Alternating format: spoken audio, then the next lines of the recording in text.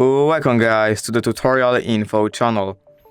In front of me is VIVO Y17S, and in this video I am going to show you how to show touches in screen recording on this device. Alright, so to do this, firstly we have to swipe from the top to the bottom like this, and now right here we have to find screen recorder. As you can see, screen recorder is right here, so now we have to hold on it like this till we open screen recorder sound settings. And right here, the first option, display to touch trajectory, and we can just turn on or turn it off by clicking this button right here. And that's it. If you did enjoy this video, leave a like and subscribe. Thank you guys for watching. Bye.